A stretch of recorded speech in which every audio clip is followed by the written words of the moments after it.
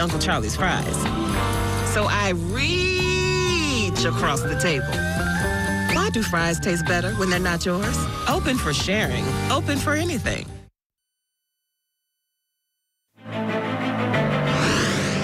Johnny Depp and Amber Heard in court discussing the most intimate and private moments of their relationship for the whole world to hear. By the second or third shove, he sent me toppling over this chaise lounge. If anyone had a problem with my drinking at any time in my life, it was me. Each one accusing the other of abuse, each one claiming to be a victim.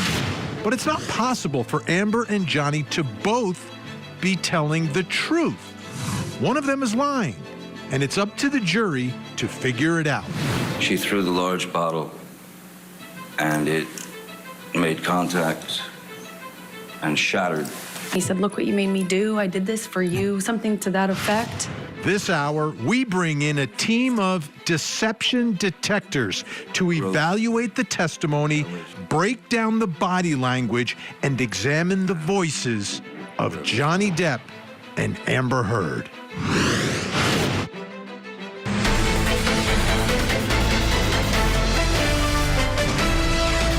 I'm Vinnie Politan. Thank you so much for joining us tonight here on Closing Arguments. And let me make a big announcement tonight.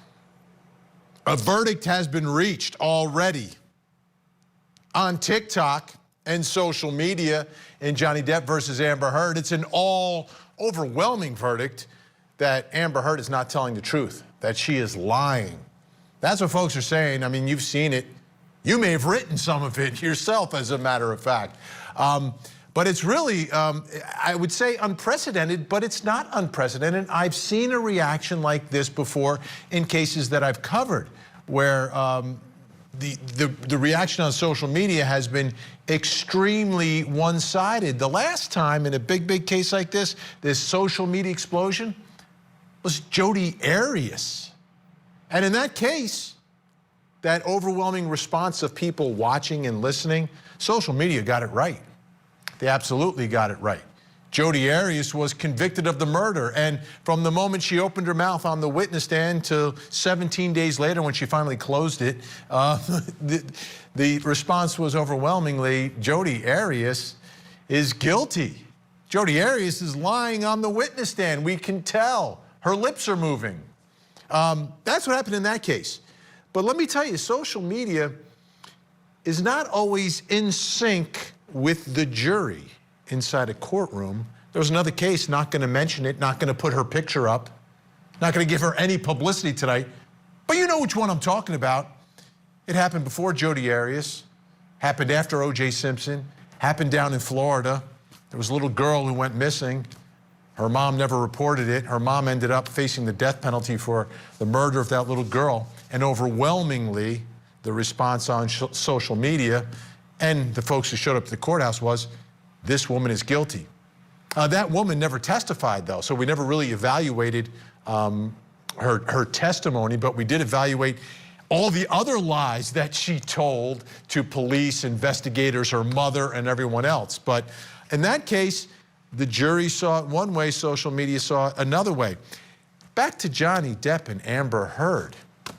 Someone is not telling the truth. I mean, which of these two is, I mean, both of their testimony is just unbelievable, what we're seeing, but someone is not believable.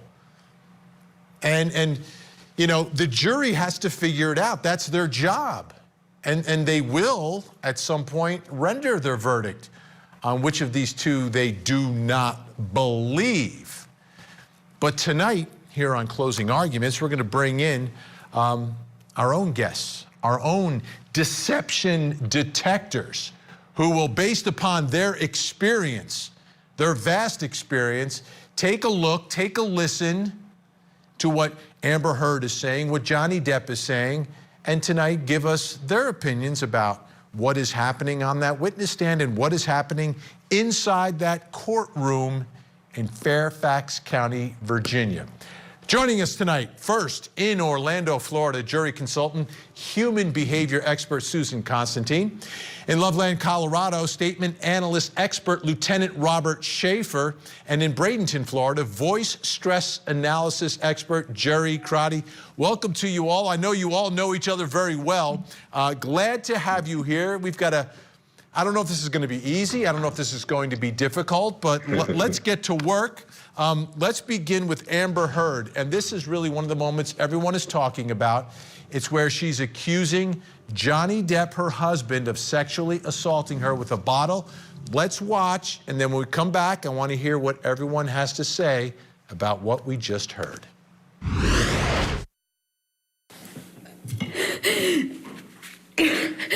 I couldn't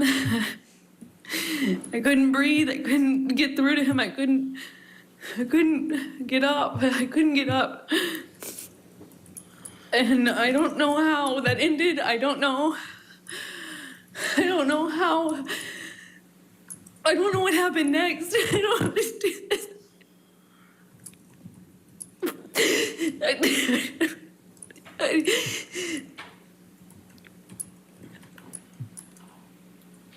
God, the next thing I remember,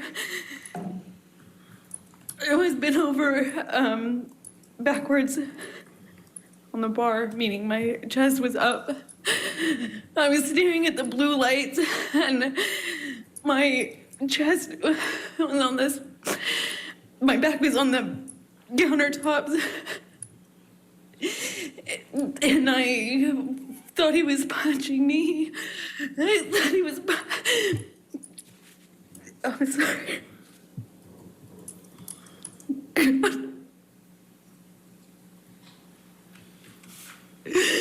He was. I felt this pressure. He on my pubic bone. He thought he was punching me. I just saw his arm. I could feel his arm moving, and it looked like he was punching me. But I could just feel this pressure.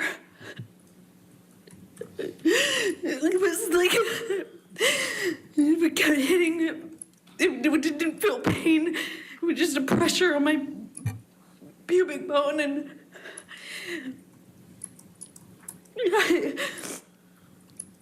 I don't know.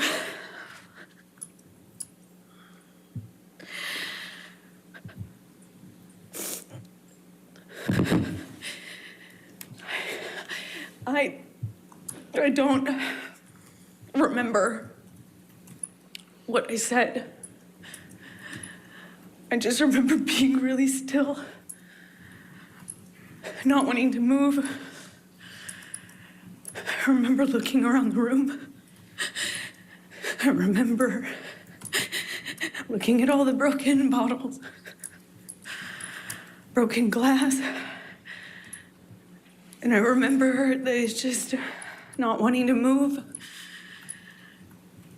because I didn't know if it was broken. I didn't know if the bottle that he had inside me was broken.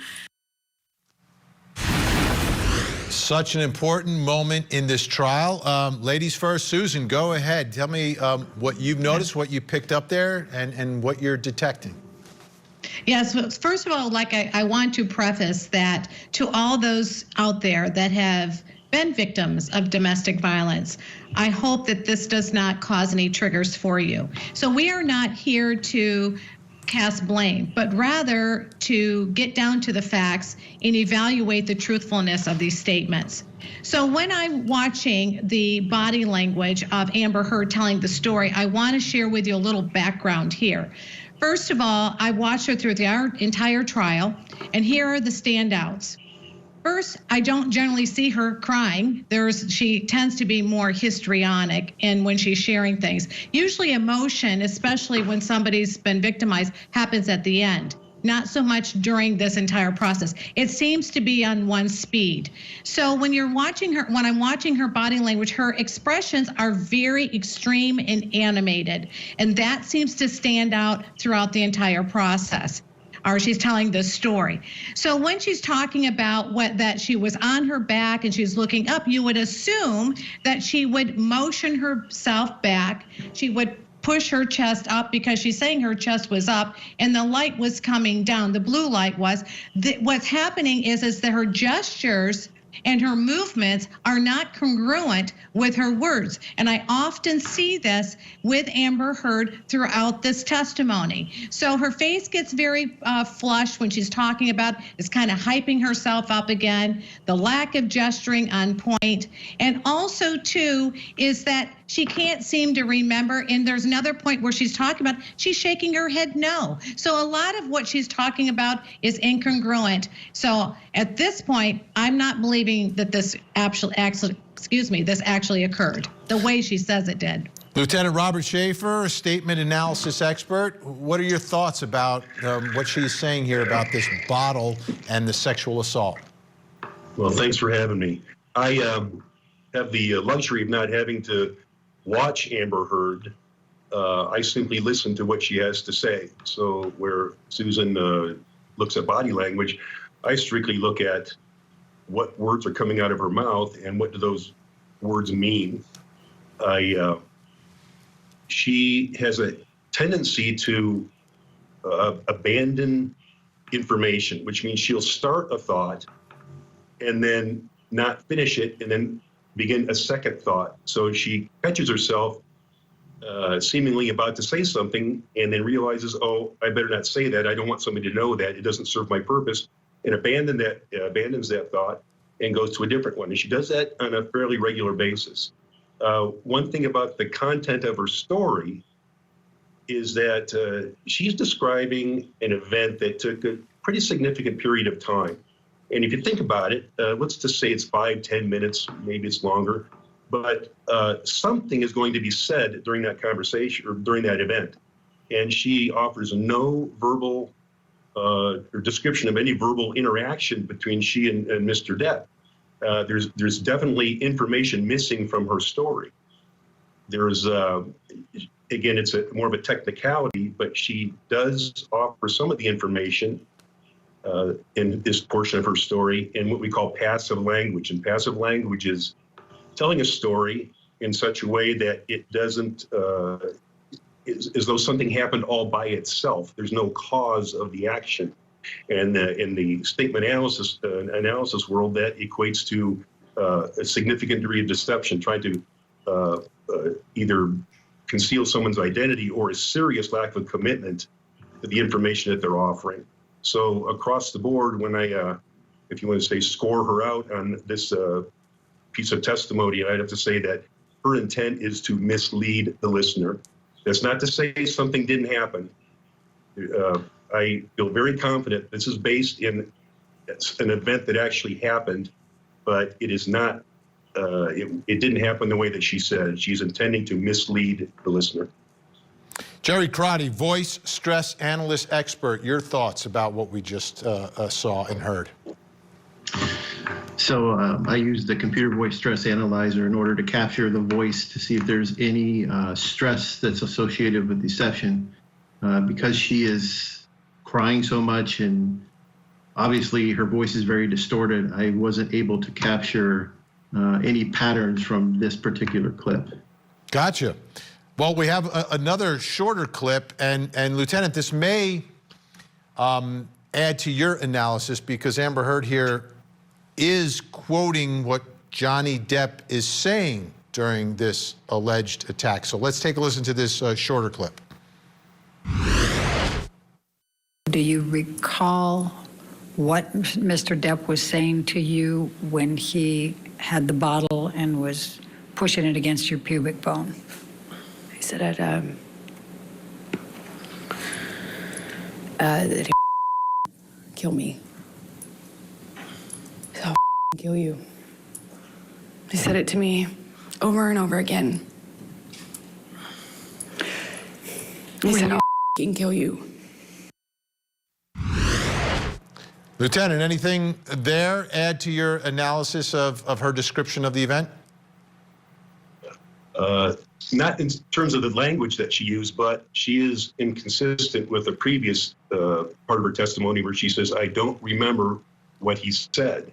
And then suddenly she remembers very vividly what he said, seemingly without prompting. And so it seems like it's a possibility that she could be maybe coming up with this information spontaneously in order to create a perception to the listener. Susan?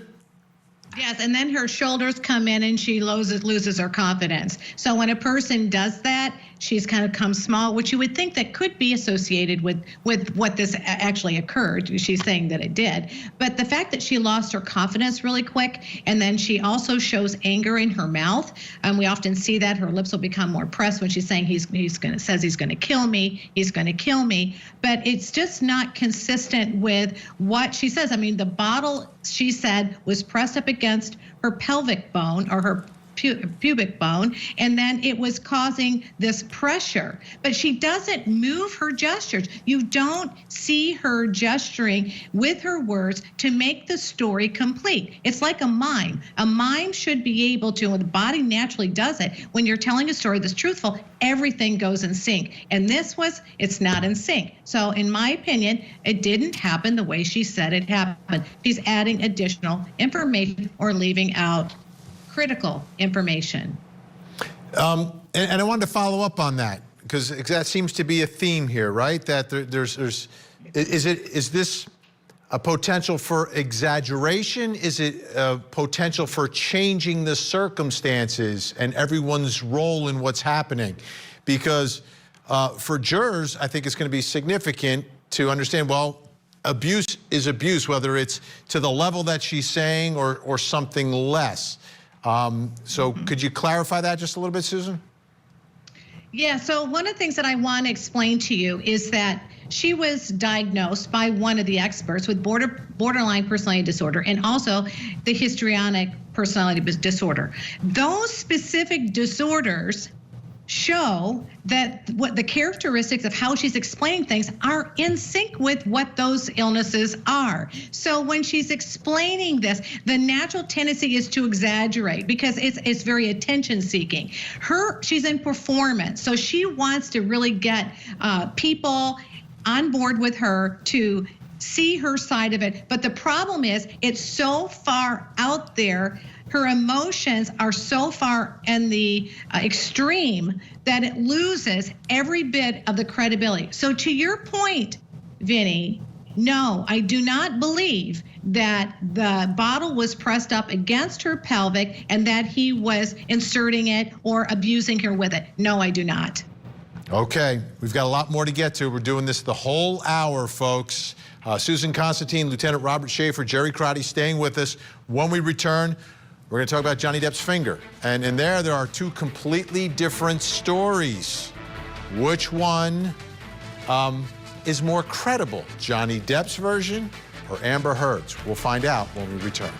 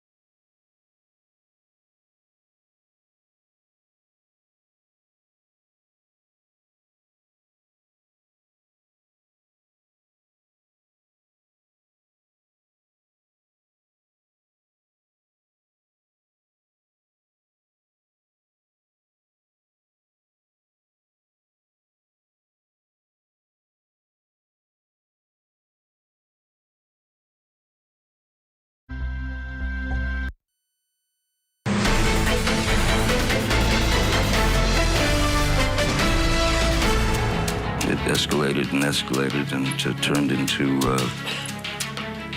madness. She was irate. She was irate, and she was possessed. She walked up to me and reached and grabbed the bottle of vodka, and then just kind of stood back and hurled it. I felt heat. Looked down, and the tip of my finger had been severed.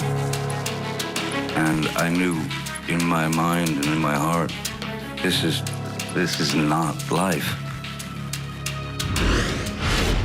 Johnny Depp describing how he severed his finger. That's his side of the story. This hour, we're taking a look at the statements of Johnny Depp and Amber Heard and trying to figure out if anyone is being deceptive. We've got our own team of deception detectors with us. Susan Constantine, jury consultant, human behavior expert, Lieutenant Robert Schaefer, statement analyst expert, and voice stress analyst expert, Jerry Crotty. Let's go now. Johnny Depp, once again, explaining to this jury how his finger was severed.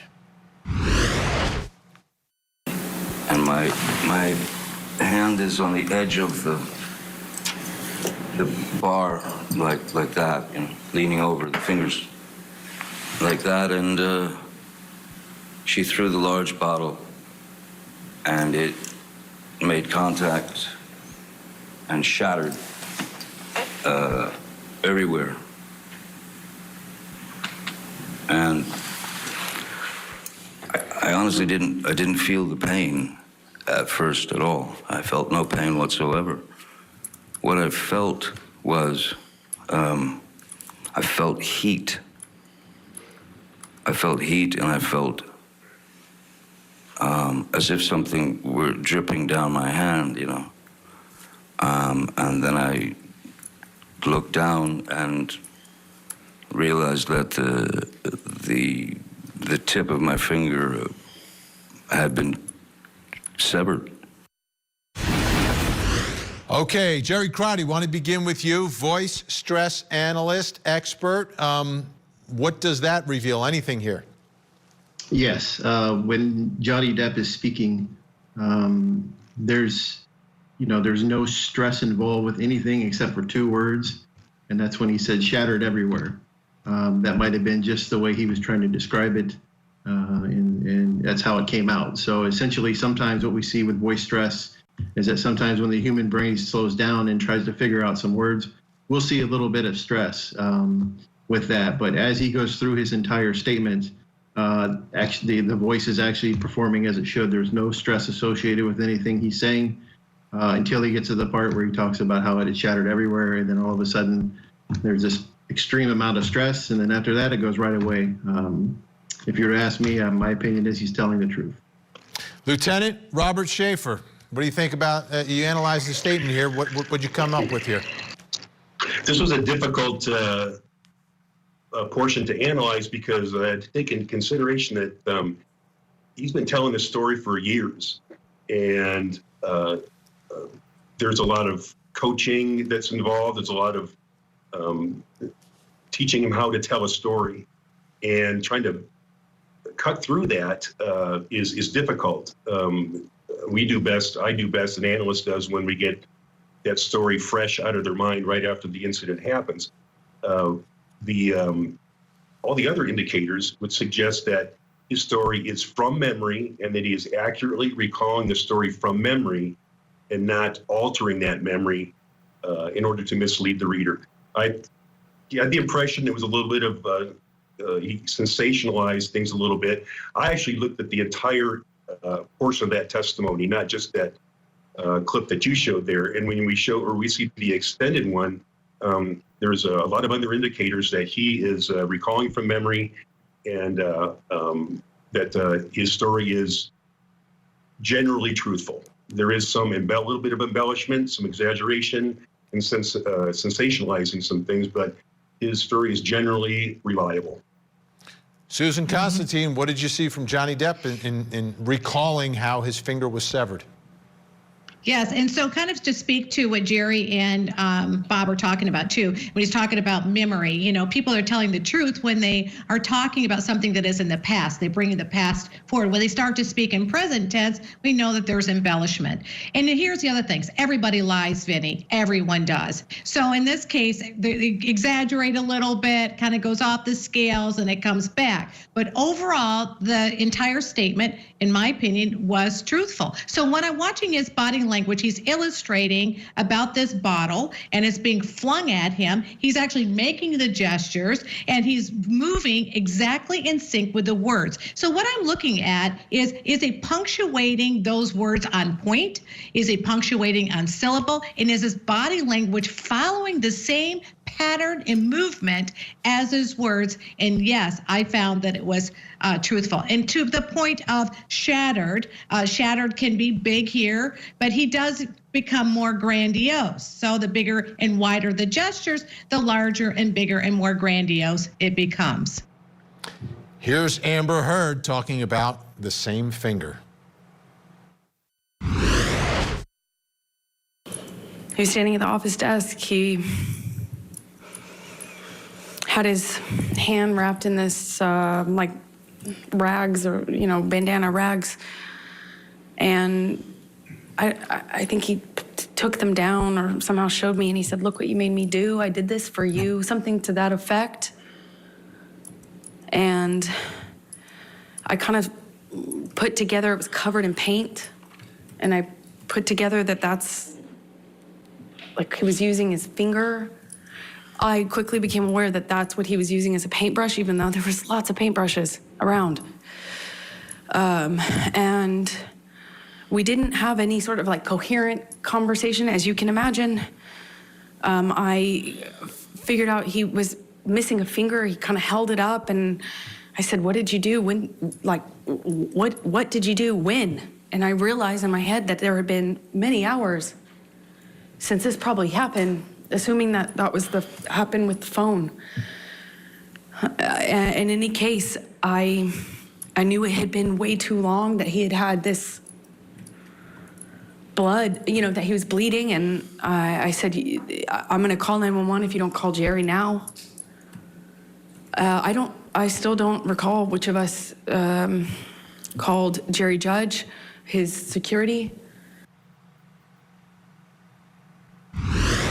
All right, let's take this one around the horn. Susan?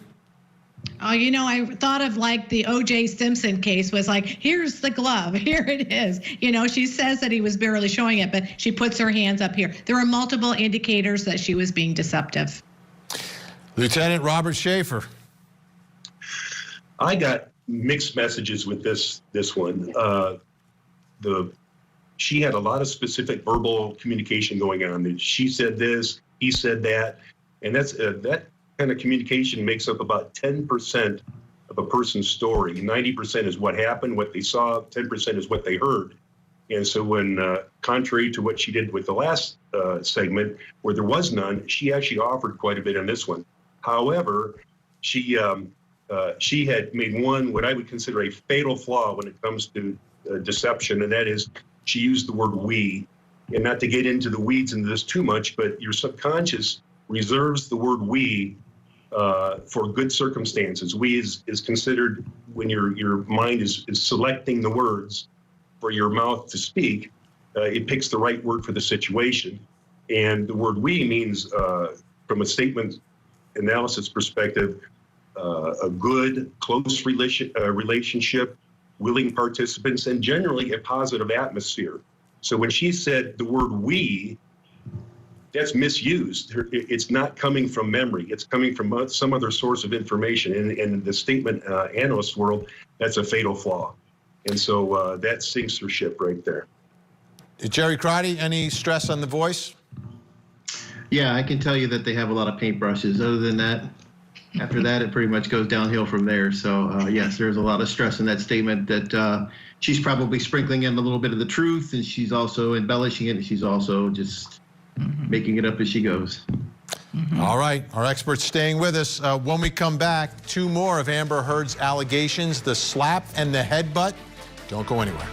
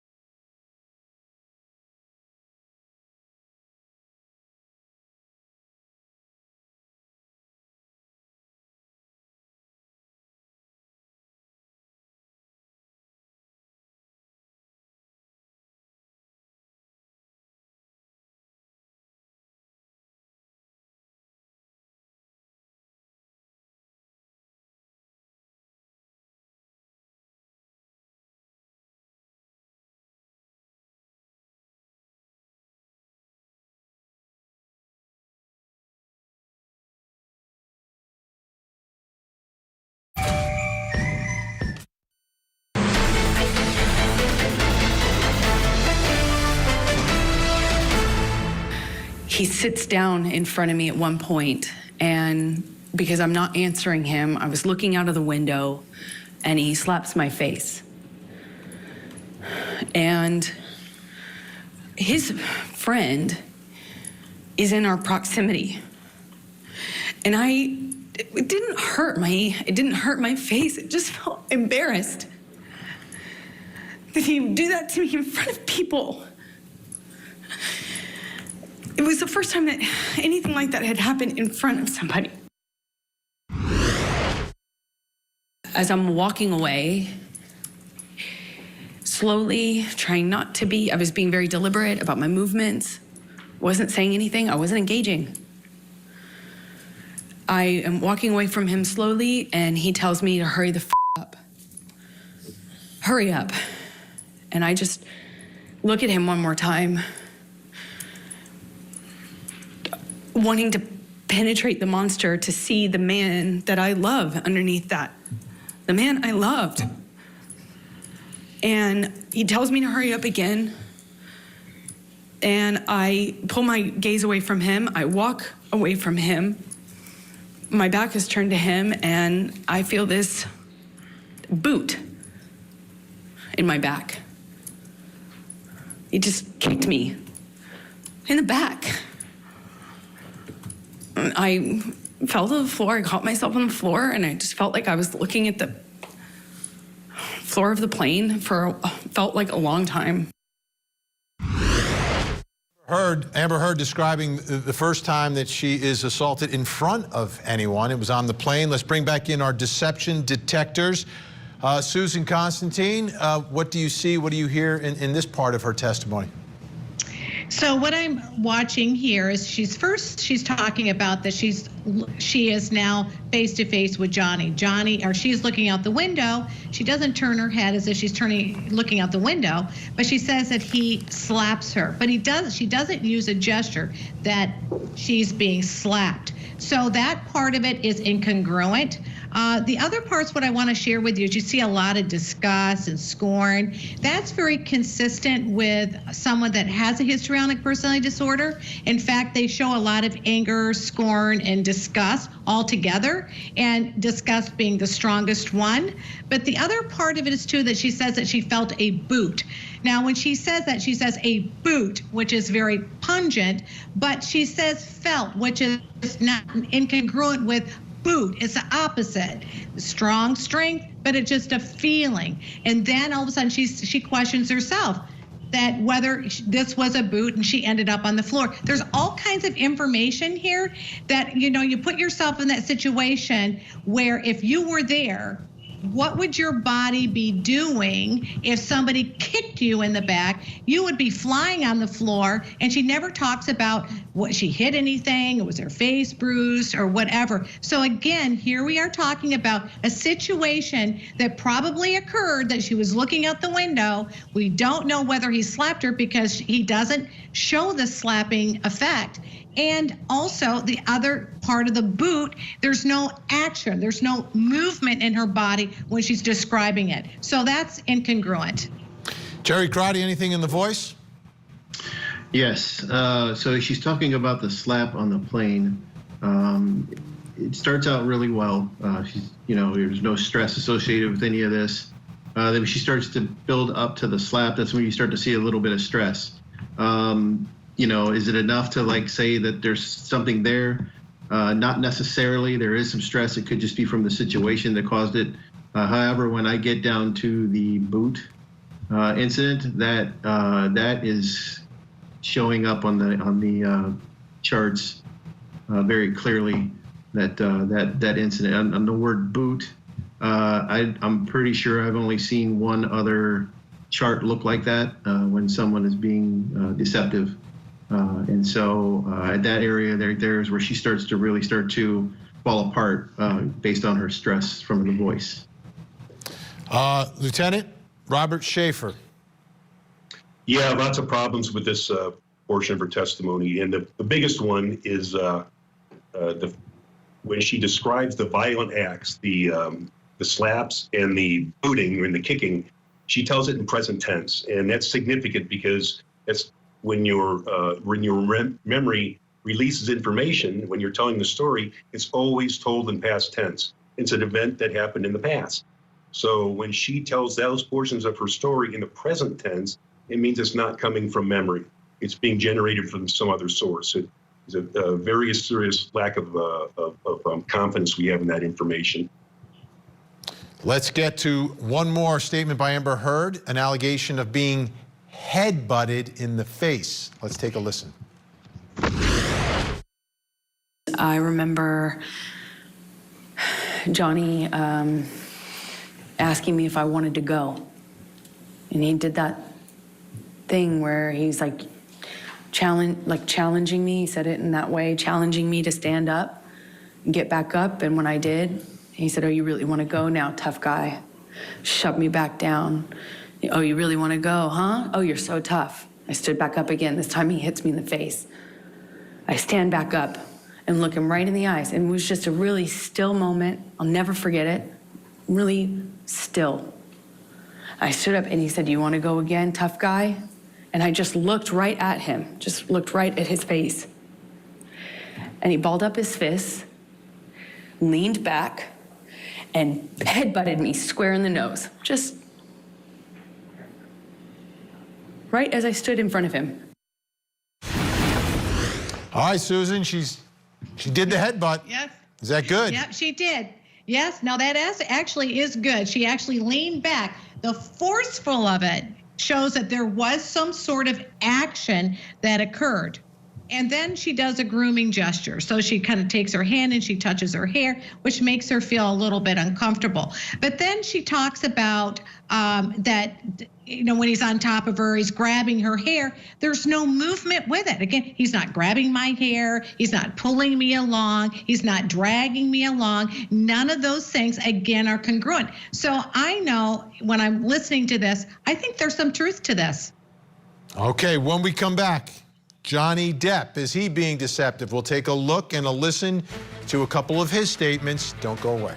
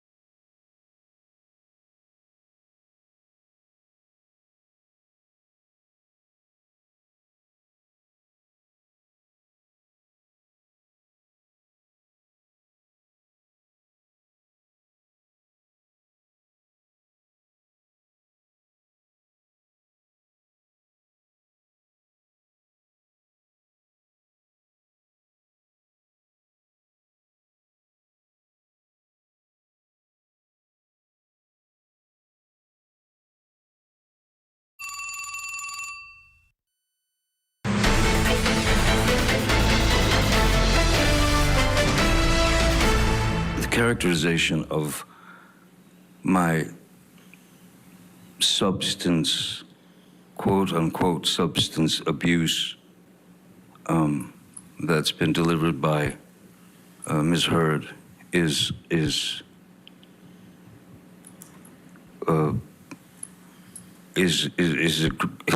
grossly embellished, and I'm sorry to say, but a lot of it is just plainly false. This is such an important issue here because really the allegations by Amber Heard is that when Johnny Depp is under the influence, that's when he does things. He doesn't remember them. He's so far gone. So let's listen to Johnny Depp here talk about his substance abuse issue, and then we'll bring back in our deception detectors. There's been no abuse of substances on film sets. There have been no moments where I would have been considered out of control. Never. In fact,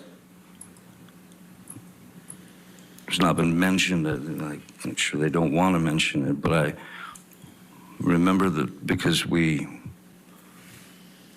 I was with Ms. Heard and her friends, and we were all drinking wine, and I smoking marijuana,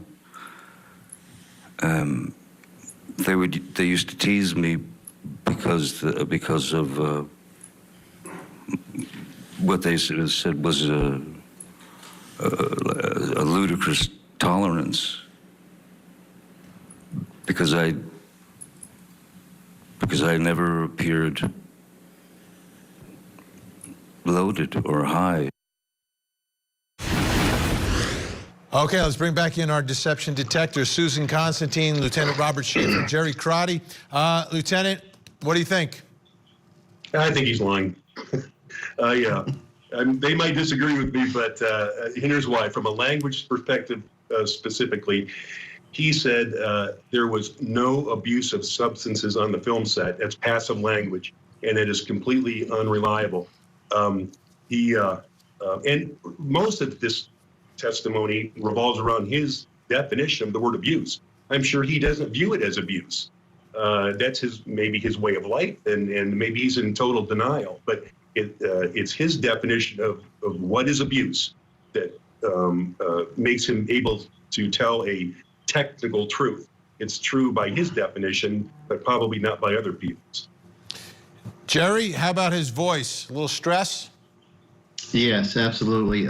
It's kind of interesting because, you know, the CVSA kind of works off the inception that the brain was built for survival and not to tell the truth or anything. And so it's interesting to watch the patterns as they work their way through his statement.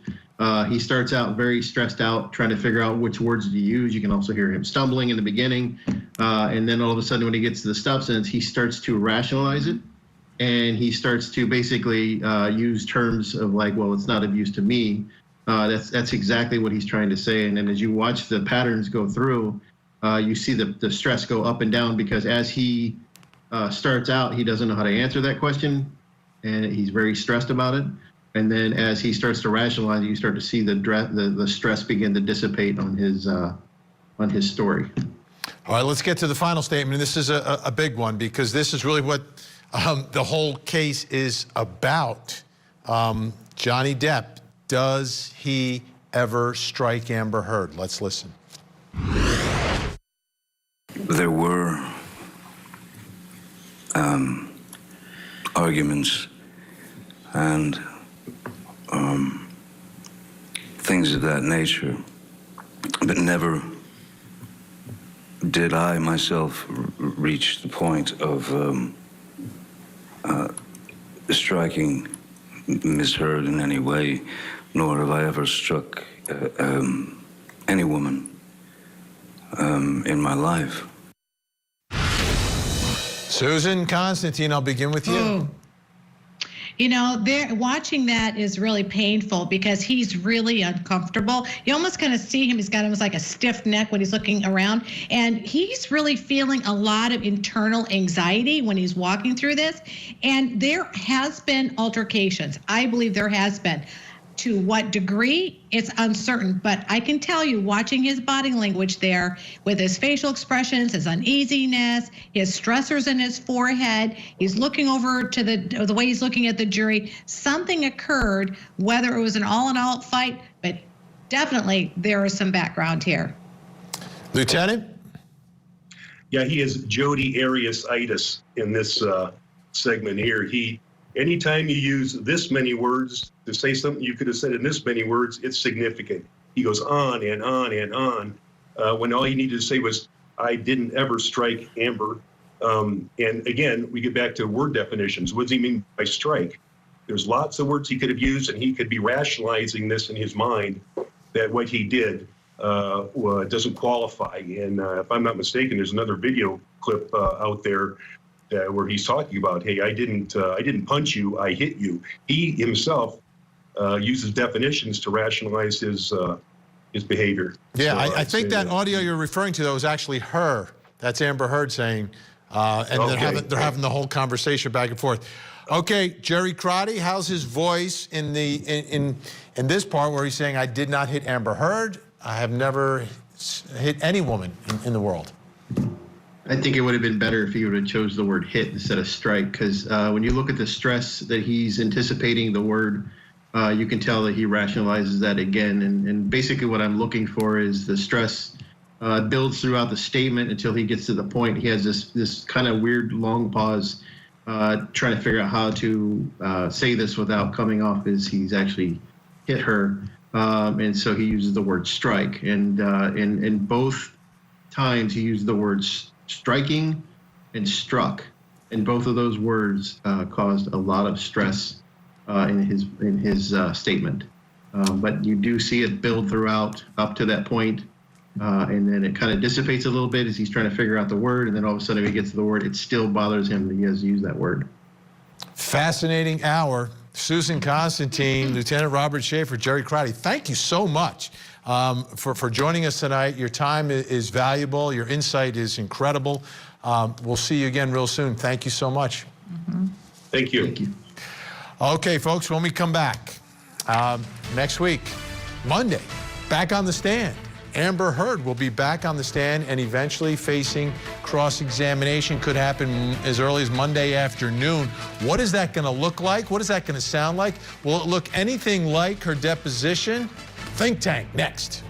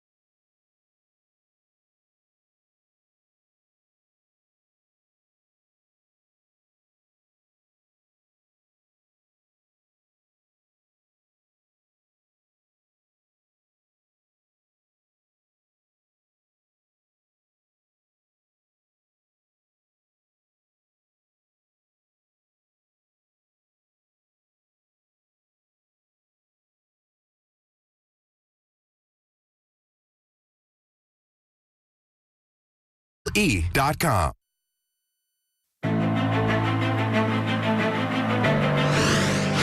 In Fairfax County, Virginia, Johnny Depp versus Amber Heard. A high-stakes, high-profile, bitter battle inside the courtroom. We are in the middle of Amber's testimony as Johnny's team gets ready for the cross-examination. What will it look like? What will it sound like? Will it be as contentious as Amber's deposition in 2016? And I would have done what anybody who has a child or a sister would have done. And what will Amber say about the incident that resulted in a protective order when police were called but didn't see anything? We just got another notification. On the docket tonight in Orange County, Florida, the suitcase murder trial. Sarah Boone accused of locking her boyfriend in a suitcase and taunting him while he died. I put him in a suitcase and we were playing, and like kind of hide and seek kind of thing. Plus, there have been many shocking moments in this trial so far. So tonight's 13th juror question: what is the most shocking part of Johnny Depp versus Amber Heard? Buckle your seatbelts. This hour of closing arguments starts right now.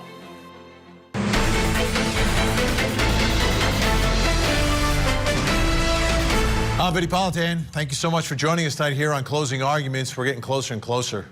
I mean, Monday morning, Amber Heard will be back on the witness stand.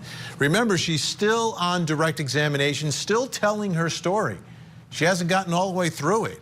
But what we've seen so far, incredible reaction to, right? Both inside the courtroom, outside the courtroom, and around the globe, over the internet, everywhere else. Everyone is talking about it. And this is a case, you know, all cases involve a level of credibility, but really, defamation, you're accusing someone of lying. So even the underlying charges here are all related to whether or not Amber Heard is telling the truth. Is she telling the truth now? Did she tell the truth when she wrote the op-ed in the Washington Post? So everything is on the line here. And let me remind you how dramatic some of the moments have been. And again, this is just direct examination. Take a look. This is the most painful and difficult thing I've ever gone through. I felt this pressure.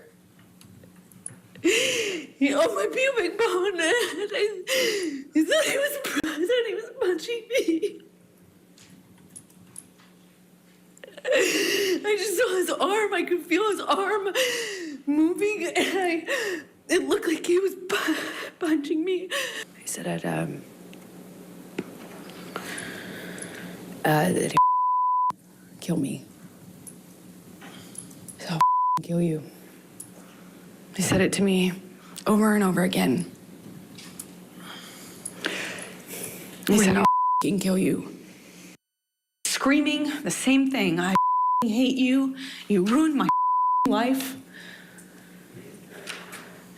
I'm on the countertop. It had me by the neck. And he felt like he was on top of me, and I'm looking at it in his eyes. And I don't see him anymore. I don't see him anymore. It wasn't him. It was black. I've never been so scared in my life. It was black. I couldn't see him. I'm sorry. It's embarrassing. That will continue on Monday. But then, when they're done with the direct examination, it'll be time for cross-examination. Now, what is that going to be like? I mean, you've watched trials here on Court TV, and you know how dramatically different direct and cross can be. You know, what is the tone that is taken by the lawyer doing the cross-examination? What is the tone and the attitude of the witness, in this case, Amber Heard? How will she react to all of that? I want to show you, let's go back 6 years. There was a very contentious deposition. Amber Heard is being questioned. There's a bunch of lawyers in the room. You don't get to see them. You just see Amber Heard in the midst of all this. And from what we've seen on direct examination, whatever was happening in this deposition, much different, much more contentious, much more tension in the air. And I'm wondering if cross will look more like this. Prior prior to today's date, have you ever hit Johnny Depp? Answer however you wish. You've already asked, and she's already answered, and you interrupted her. Ms. Hurd, have you ever hit Johnny Depp prior to today? Objection, Vegas to time. Hey, everyone on this side of the room, please. Objection 352. It's not relevant to the domestic violence proceeding. Overruled. Thank you, Your Honor. Answer it however you want to, including the way you were just... I'm asking for a yes or no answer. You don't have to answer it the way she wants you to answer it. He was about to push my sister down the stairs. She was attempting to break us up. I am protective over my baby sister. When he laid hands on her, I don't know what I did, but I know I jumped in between the actions that I saw could lead to a fatal injury to my sister. She was standing on the top of a flight of stairs, and she has never hurt anyone in her life, and she does not deserve to be pushed down the flight of stairs. And it looked like she was about to be. And I would have done what anybody who has a child or a sister would have done. I acted defensively in her life. I saw her standing on top of a flight of stairs and trying to interrupt a fight in between him and I. I don't know what part of my body I put in between me and him and her. But I would have done anything. I would have done anything to prevent her from being pushed down a flight of stairs. Much different. Now, I don't know if it's because it was 6 years ago, and now she's more comfortable testifying, more polished on the witness stand, or if it's the fact that it's the other side's lawyer asking the questions. Let's bring in the think tank joining us tonight, Staten Island, New York, with the Manhattan Institute. Former prosecutor Jonah Luzzi is with us. In San Diego, California, criminal defense attorney, former prosecutor Brian Watkins. In Los Angeles, California, deputy public defender, LA County, Philip Dubé is with us. And of course, Brian Watkins, you can always get him at brianwatkinslaw.com. All right. Great to see everyone tonight. Joan, I'll begin with you. What do you think this cross-examination will look like, sound like? What will be the tact of Johnny Depp's attorney? What will be the reaction of Amber Heard? Are we going to see deposition Amber Heard? I think, Vinnie, you've already hit the nail on the head. I think the goal of the cross-examination here will be to have Amber Heard lose her cool and become angry, become rude, and in that respect sort of show her colors. And I don't think that she'll be doing herself any favors if that happens. Emotion is great, anger's not so great, so we'll see what happens. Brian Watkins, what do you think? Can they, on this cross-examination, bring out a different side of Amber Heard? I think they can. I think they need to go right at her because you don't want to treat her like a victim. You know, a lot of times you have a case where a person up on the stand really is the victim. Something really did happen to them. They were raped or something like that. The question is whether or not the defendant did it. So you respect those types of people. But here, you do not want to treat her as a victim. Like, this happened and we're just going to walk through what happened. Don't treat her like a victim at all. Come at her. However, it's very risky because if she does, is she able to keep her cool throughout it all, you could end up looking like a jerk coming at her like that. Philip Dubé, you make a living like just cross-examining people like day in and day out, right? What are your thoughts about cross-examination here? Well, it's very much like the Reed technique of police interrogations when you're trying to get a defendant to break and confess to murder. You want to chum up to the, in this case, witness and the party. You want to get them to like you. You don't want to come at them like a cobra or a rattlesnake. And you want to consummate a relationship in front of the jury. And then you slowly come in for the kill. And what you do is you focus on all the triggers to her borderline personality disorder. So, for example, the rage, the conflict, the fact that she has no problem hitting an intimate partner herself, that she has abandonment issues. If you focus on all that and you get her to react, she'll look like a lunatic on the stand to the jury. But you have to start up kind and you have to be professional because you don't want to alienate the jury. Because remember, at the end of the day, he's getting sued for $100 million. We're not talking about a bus token here or chump change. There's a lot at stake for him. Absolutely. So Joan, what's the preparation you think that Amber Heard has taken for this moment. I know she went through a trial over in the UK. I don't know what the rules are there for cross-examination. Might be even more fierce. I don't know. But how do you prepare for this moment when someone who's claiming to be a victim of a sexual assault, domestic violence, abuse over the course of years is now going to be questioned and prodded and poked at? I think the goal is twofold. Goal number one is to keep composure as best as possible, be polite to the lawyer asking you questions, make him look like the jerk instead of you. And the second thing is to constantly interject your theme song. You know, her theme song, he's rich. Her theme song, he's violent, he's drug-addled, he's an alcoholic. And so I think that not only being responsive to the question, but interjecting those themes as much as possible will be important to her. Now, Brian Watkins, it seems another choice has been made by Johnny Depp's team. They have male attorneys, female attorneys, and it's going to be a female attorney who will be questioning Amber Heard. That's what we believe. Your thoughts about that choice? You know, I think it's a good one because female versus female is a little bit better because we got pretty much an all-male jury. And so I wouldn't want to say like, you know, a guy's beating her up and, you know, make her look more like the victim. Here it's woman on woman and a woman's not believing another woman. So that goes good with the theme. You know, I know there's the Me Too out there and women should be believed, but when you got a woman not believing a woman, it's a little bit better. Okay, I want to play a moment that happened during direct examination, and let's pay close attention to the reaction of Johnny Depp and his team. It's a moment I think that they are celebrating for some reason. Let's watch. I don't hesitate, I don't wait, I just in my head instantly think of Kate Moss and the stairs, and I swung at him. In all of my relationship to date with Johnny, I hadn't landed a blow. Okay, Philip Dubé, I've heard different theories about this. This seems to open the door to something for Johnny Depp and his team because they're celebrating that she's talking about a prior incident of violence by Johnny Depp. Anytime you rope in a third-party declarant, such as Kate Moss, and you don't have her in evidence as to what occurred, either by way of deposition, former testimony, conditional exam, you know, a prior trial, just some former testimony, it is fair game to bring her in now and discredit Amber Heard. She will directly impeach and contradict her on that point. I anticipate that she's going to take the stand and say that Johnny never laid a hand on her. He was more passive. Yes, he may have been a little boorish and a little sleazy with his choice of words, but never lifted a hand to her.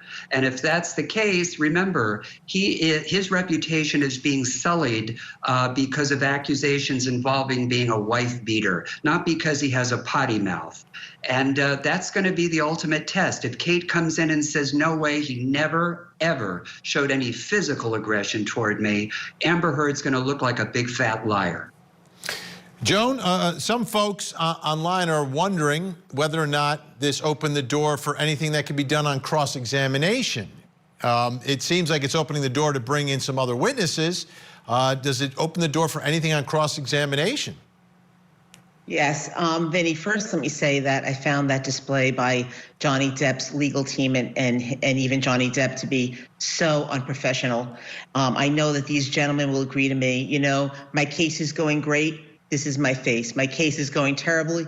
This is still my face. Something great happens. You never, ever react like that. It's just so unprofessional in front of a jury. I assume that what they're doing is that she has said something inconsistent with that in the past, that they're going to slam her on right away in cross-examination. Brian Watkins, have you ever celebrated in the midst of a case? You know, sometimes you can't help, you know, you try to conceal yourself, you put your hand over your mouth, you're talking to your co-counsel, you're talking to your client, but the jury can see that something was said and it's something important. And I got to say, I don't know how bad that is to celebrate or to make a point, because the juries take note of that. And as they're taking note of that, they're going to see how important that was and why we made that action. And it's not a bad thing that a jury takes note of something that is important to your case. All right, think tank staying with us. We've got a lot to get through tonight. When we come back, she's not done with her direct examination. There's one thing she hasn't spoken about yet, and that is the alleged assault that resulted in her going to get a protective order.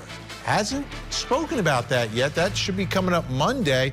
We'll take a closer look at that and what we can perhaps expect her to say, and how Johnny Depp's team will attack her when it comes to what happened on May 21st, 2016.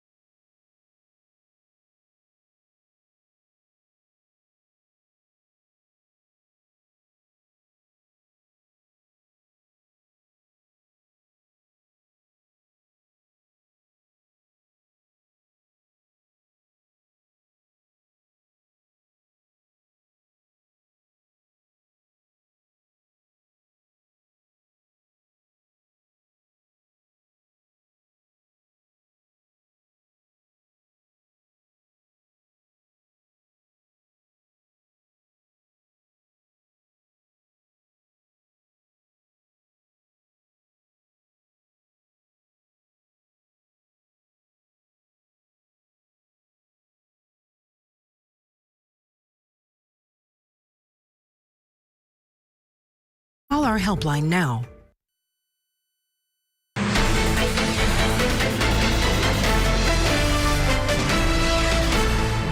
When I came back downstairs, she was on the phone with Io Tillett Wright, and they were making a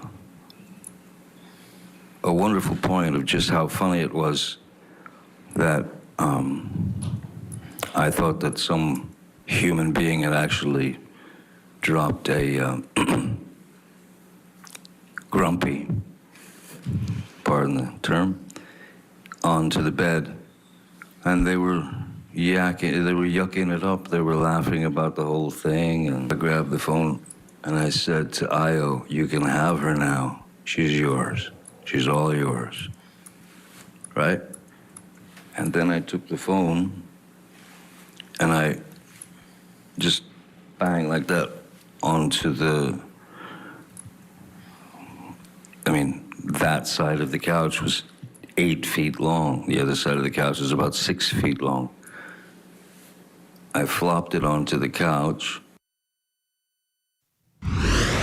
May 21st, 2016, such a crucial day in this trial because this is the incident, this cell phone, whether it was tossed or thrown at Amber Heard, significant because this was the only time that Amber Heard went to law enforcement and got a temporary restraining order against Johnny Depp. It was days afterwards, but let's take a listen back to opening statements on the two versions of what was happening on May 21st, 2016, because Amber Heard has not yet testified about this, but presumably will on Monday and then be cross-examined on it. Let's take a listen. After started hitting Amber, he grabbed the cell phone from her, wound it up and bashed it into her face. And you will see the pictures, you will see the bruise there, and you'll see the form of it there. Now, I was very, very upset. He's worried because he knows about the December 15, 2015. And he says, Amber, get out of there, get out of there. You know, are you safe? You know, get out of there, you know, as Johnny's storming around. And he calls Rocky, who lives next door.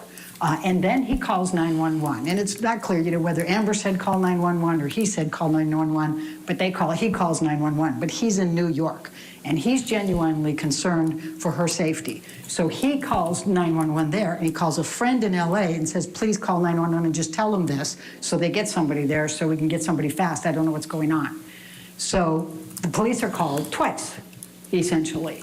And now, here's what happens next. Johnny goes around and he trashes the apartment before he leaves. He loves to do that. You're going to hear about his penchant for that. Does it a lot.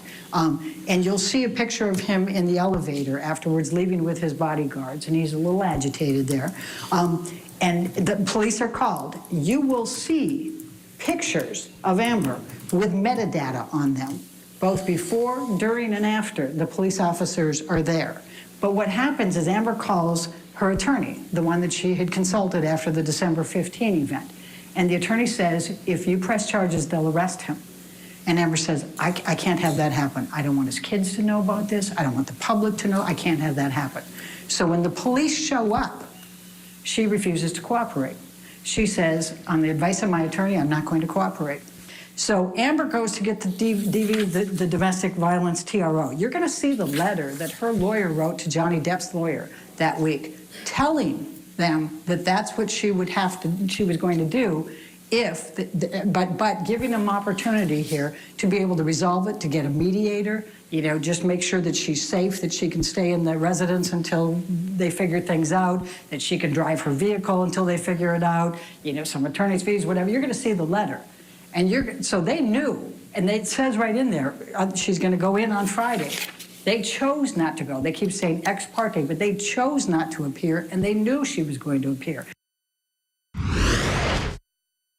The evidence will show that 6 days after Mr. Depp requested a divorce, and he did so politely, and 3 days after Ms. Heard's lawyer threatened Mr. Depp with claims of abuse if he did not agree to her financial demands, Ms. Heard arrived at the courthouse in Los Angeles, California, to file for a restraining order alleging abuse.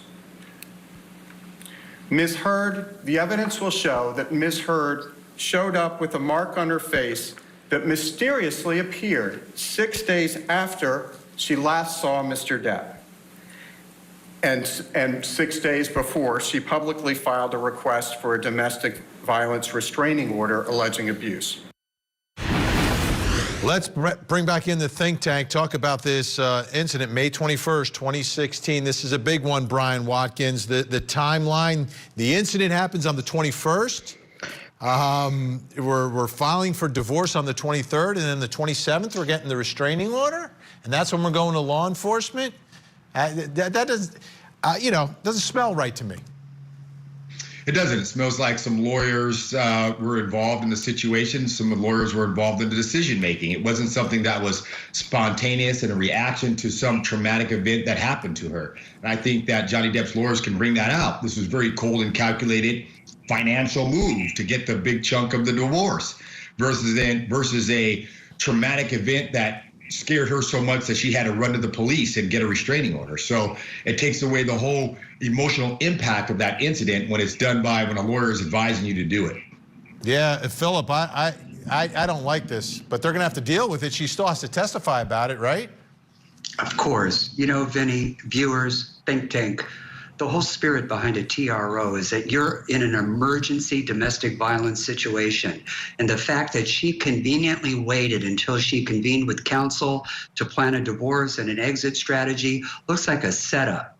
And just so you know, in Los Angeles, in California, when you file for your temporary restraining order, it is an ex parte proceeding. Only one side files a declaration, and usually a subordinate judicial officer like a commissioner, a referee, signs off on those without a full hearing. So you are under a temporary order to stay away from the named petitioner. And then you get a full-blown hearing later on, at which time a judge decides if it's going to issue permanently or for a fixed duration. So to be fair, Johnny Depp didn't have the opportunity to respond to her petition. It just gets filed, becomes part of the record, and on paper, he looks like a batterer. And then you have a judge or a commissioner just signing off on it and issuing it just to keep the status quo because it's deemed to be an emergency. And the truth is, we all know, come on, it was not an emergency. Suddenly, 6 days later, a bruise materializes that wasn't immediately apparent to the cops, because trust me, in Los Angeles, when the LAPD gets a DV call, domestic violence, and they see an injury, even on a recanting victim, someone's getting hooked up and going downtown. Yeah, Joan, this is going to be, I think, a problem for Amber Heard. She's got to talk about it on direct. You can't just wait for the cross-examination on this. Well, maybe, maybe not, because it seems as though she might have some fact witnesses, although they weren't witnesses to the actual event. They were witnesses to the moments afterwards. And I have to say, you have to be careful with bruising. It's not like it's TV where somebody gets socked in the eye and suddenly, they have a black eye as a moment later. Bruises do take a while to be noticeable. They do take a while to turn color. So I'm not 100% sure that her lack of an obvious bruise at the moment after this happened necessarily means there wasn't a bruise there in the formation and coloration that it was going to be several days later. Joan, are you concerned, though, about the timeline here? Because it's, she doesn't go, like if the TRO was sought like on the 22nd, I'd be like, okay, that makes sense. The next day you go down, you get a temporary restraining order, you're in fear, he's out of control, he's assaulting me. But there's the divorce is in the middle of all of it, and to me, and there's letters about about a car and staying in the residence. It's not clean for me. I agree with you that it's not clean. These are not ordinary people with ordinary lives, though. There would be days, weeks, and months that they would not be together. So I don't know how odd it was that, she wouldn't feel that there was an immediate urgency that he was coming home that very night because he had nowhere else to go like ordinary people would. The other thing that's curious is if he was so very, very innocent and upset about these accusations, they were very public. We all read about them in 2016. Why didn't he bring a lawsuit for defamation then? And now when she writes this sort of fluffy piece about, being a domestic violence victim, he is, going full Monty on this lawsuit. It just seems odd to me. Why didn't he do it then? Well, I think because there was a divorce settlement, which was supposed to be like, this is it. Let's just wrap it all up and let's move on. Let's have a non-disclosure agreement. You don't talk about me. I don't talk about you. Here's your $7 million. I go on with my life. You go on with your life. I mean, isn't that ultimately why we're here? Because after the divorce settlement, she wrote the Washington Post, well, the ACLU wrote it. She put her name on it, the op-ed, and that's what sort of opened up the can of worms. She was never supposed to talk about this again. I guess, but it also, I guess, coincides with him not getting the last Pirates of the Caribbean movie, and that maybe being the straw that broke the camel's back. But was it her allegations, or was it that he became difficult and alcohol and drug addicted? Yeah, well, and that goes to the damage, the alleged damages in the defamation case.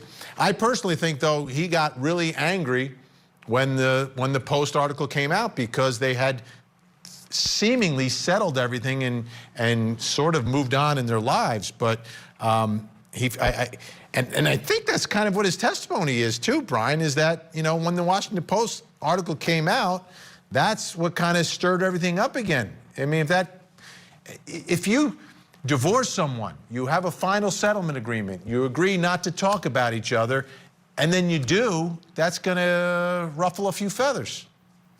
Absolutely. To file a lawsuit, it's not enough to just have something happen to you. You also have to have damages. So if you have a case where someone slandered you, but you can't prove that it affected your career in any way, then you actually don't have a case. And so the fact that he did not get the Pirates of the Caribbean movie after this piece, clearly that's a trigger for major damages. And I think that was the basis of his number of $50 million is what he's actually suing for. So now he has quantifiable damages. Don't forget, a person can say something bad and even untrue about you, but you don't necessarily have a slander case unless you can prove that it actually damaged you. Yeah, and as Joan pointed out, those damages are in question as to what's the cause, what's the effect, and that's why this case, difficult to prove. It's defamation. He's a celebrity, a public figure. I had a defamation lawyer on this show, asked him 1 to 10, how difficult is it? 11 was the number.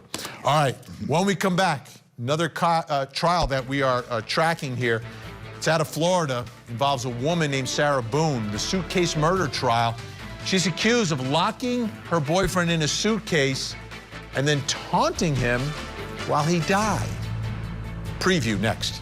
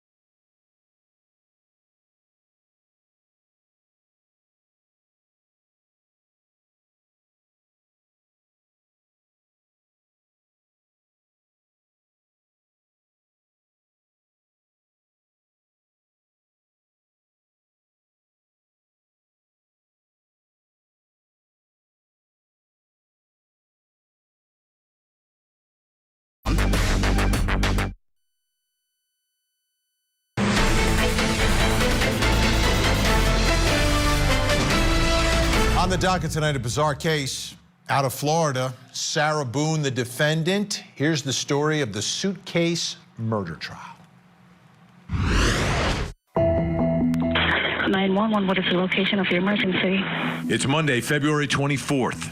There's a crisis at the home of Sarah Boone, prompting her to call 911. Is this a police or medical? My boyfriend is dead. Okay, send a line for the fire department. Do not hang up. The fire department takes over the call, and for the next few minutes, officials are obtaining critical details about what happened. No, tell me exactly what happened there. My boyfriend and I were playing last night, and I put him in a suitcase and we were playing, and like kind of hide and seek kind of thing. So I fell asleep, and I woke up, and he was dead in the suitcase. So I don't know what happened. Okay, is he hanging from somewhere or what, ma'am? No, I pulled him out of the suitcase. I tried giving him CPR. Fire and rescue instruct Boone on how to give chest compressions. Just keep on pumping. That's all you need to do for me. Keep on pumping his chest for me. I don't need you to stop and talk or anything. I just want you to count out loud for me, okay? 31, 32. Please hurry. Okay, man, they're getting there as fast as they can, okay? He's stiff and he's purple.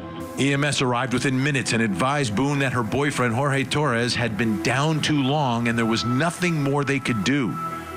Boone explained she and Torres were drinking the night before and thought it would be funny if he got inside of a suitcase for a game of hide and seek. The next day, deputies returned and arrested Boone and charged her with second-degree murder in Torres's death.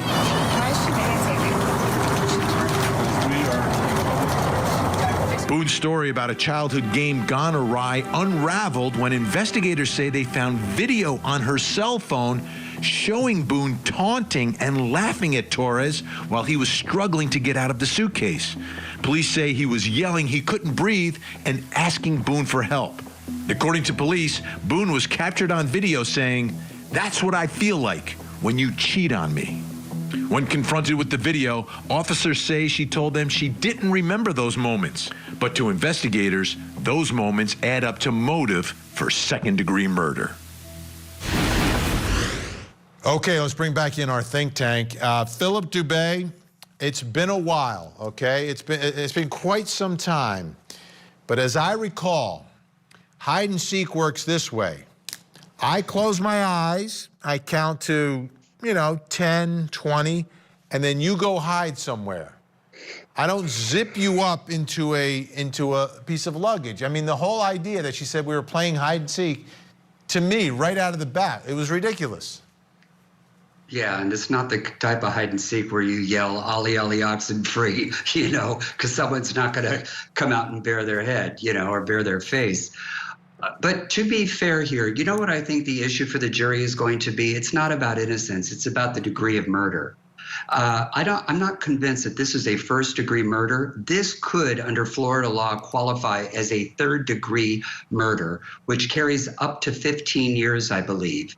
And if you kill somebody during the commission of a non-violent felony, it's still murder, don't get me wrong, it's just not a lifetime. So what would be the nonviolent felony? Well, maybe a form of false imprisonment. Locking him in a suitcase obviously is confining him against his will. That's not a kidnap. It's a false imprisonment, which is a nonviolent offense. On the other hand, the jury could come back on a second degree sort of depraved mind, depraved heart murder, which carries, I believe, up to 17 years in prison, where you commit such a reckless act without an actual intent to kill, but you are subjectively aware that death could occur, and that this act is dangerous to human life, and you disregard that risk to human life. A jury can come back on a second degree based on that depraved mind. The good news is it doesn't carry life. Now, had she have used a firearm, then she'd looking down the barrel of life in prison, no pun intended. Joan, for me, she recorded this on video. The taunting on video, to me, is extremely significant. But will the jury want to know and need to know how he got in the piece of luggage to begin with? Because it seems to me there needed to be some level of voluntarily getting in there. I don't know how she could force him into that piece of luggage. Vinny, I assume that there was some trickery involved for her to get him into that suitcase, and there might have been an allegation that it was, there might have been some substance to the fact that it was some sort of game that they were playing, and they were both drunk. But a few observations. Blackout drunks are as rare as it possibly could be in terms of reality. You don't remember every single thing that happened. And then during the seminal part when actually a murder occurs, you forget. And then you continue to remember everything that happens. That's not the way blackout drunk works. And they're very, very rare. So I'm not buying any of that. She was obviously very upset with him for cheating or whatever, indiscretion he had. But it is the worst kind of death in the world. First of all, when you're drunk, it's easy to aspirate. It's easy, especially if your body is crumpled. It's easy to have difficulty breathing. And to suffocate like that in a suitcase is a horrible death. I would say that there is some element of torture in that so that it might be considered a first-degree murder. All right, let's take a look. We've got a pretrial conference coming up June 8th. The trial date will likely be set there. They had an original trial date that has now gone and passed, so we will see on June 8th when, in fact, the trial will be scheduled, and of course, we'll continue to track it for you right here. When we come back, we asked you, the 13th juror, what has been the most shocking moment so far in Johnny Depp versus Amber Heard? Your decision, your verdict, next.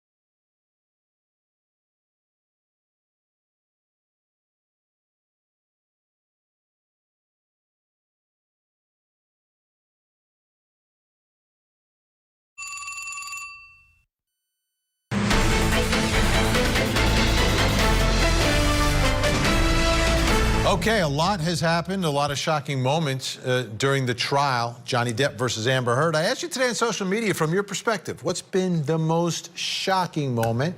13th juror comment of the day comes to us tonight from Patricia, who says the bottle incident of sexual assault.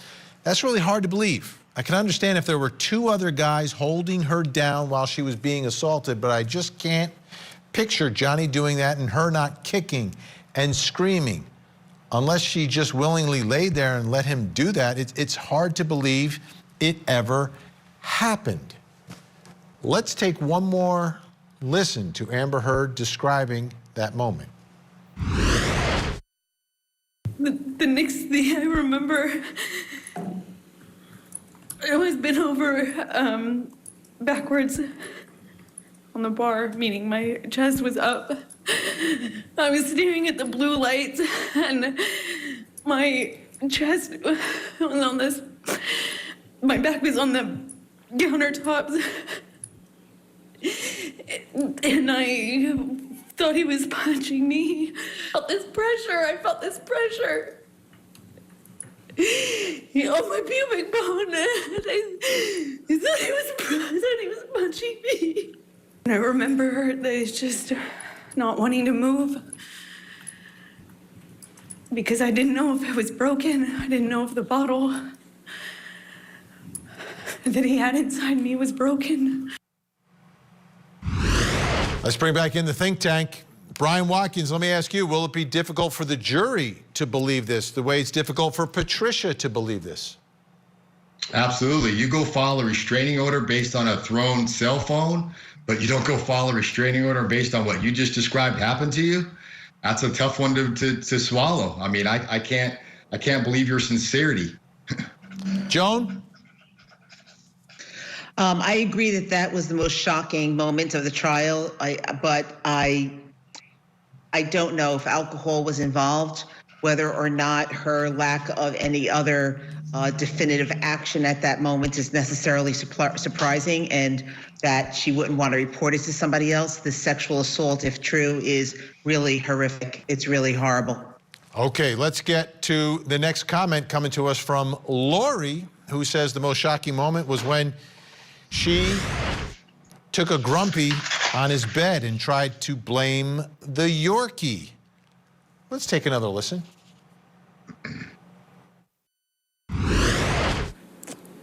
And I went upstairs to gather belongings.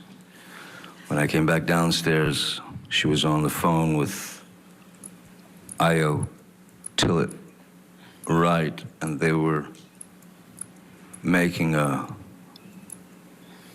wonderful point of just how funny it was that I thought that some human being had actually dropped a grumpy, pardon the term, onto the bed. And they were yucking it up. They were laughing about the whole thing. And Philip Dubé, this is one of the most talked about moments in the case, pieces of evidence or pieces of whatever you want to call it that came out on the stand. Your thoughts about the impact of this shocking moment / allegation? No, it's just a base, primitive, depraved act is what it is. And why you would desecrate your own bed is bizarre, frankly. It's a very passive-aggressive, sick act. The question, though, is it an act of domestic violence? Is it an act of physical abuse? Or is it just an obnoxious, mischievous prank? I mean, if you really think about it, it'd be one thing if she had hurled the excrement at Johnny, or put his face in it, but just to place it on the bed, as despicable as it is and as dastardly as it is, I'm not sure it qualifies as domestic violence. Let's get to our next comment coming from Valerie, who says the most shocking moment is the fact that JD, Johnny Depp, is so believed and Amber Heard is not. They are both actors. In fact, Johnny Depp is more experienced in acting, be it dramas or action-filled, so he knows how to play the biggest role in his life thus far, and he has more to lose. How about that, the fact that you know, overwhelmingly, the public is believing Johnny Depp and overwhelmingly villainizing and not believing Amber Heard. Brian Watkins, does that translate, do you think, into the courtroom, into the jury box? Sometimes yes, and sometimes no. As we all know from being on court TV, going through all these trials, sometimes the public is one way and the jury is absolutely opposite. What's going to happen here? I don't know. Johnny Depp has already won the trial. He's accomplished what he wanted to accomplish, which is put Amber Heard's business out there in the streets and make her lose cool points. And the testimony of her doing that on the bed surely had her drop down a few notches on the sexy actress, list. So I think he's accomplished his goal here. Michelle, tonight, the ACLU's quid pro quo involvement with Amber Heard in writing the article. Has this come up in trial? I only see the same wine bottle clips over and over again. Yes, it has. We spent 2 days on it, Michelle. We have about 20 seconds here. Joan, your thoughts about the fact that the ACLU actually wrote, their communications department, their PR department wrote the whole thing. I kind of think that at the end of the day, as I've said before, Amber Heard might have thought she sort of owed the ACLU. They were anxious to get a piece that spoke to the, Me Too movement and the flavor of the month. And so the fact that they wrote it didn't mean that she's not complicit in it. It just meant that they weren't necessarily her words. Joan Aluzzi, Brian Watkins, Philip Dubé on a Friday night. Thank you so much. We'll see you again real soon. We'll be right back.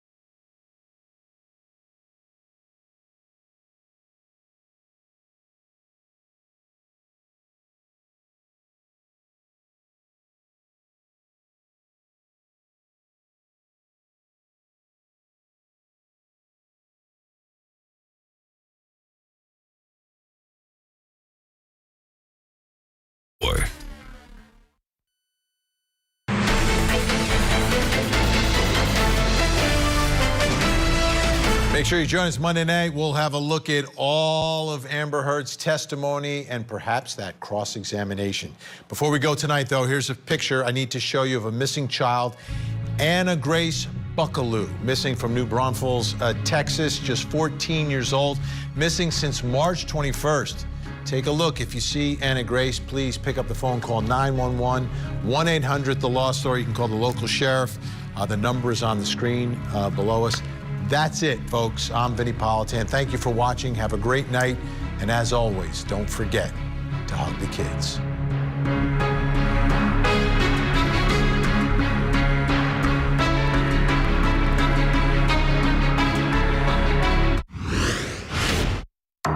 How much has Ms. Heard paid directly to the ACLU? $350,000. We received a check from Johnny Depp's representatives on behalf of Amber Heard. You say, let's drown her before we burn her.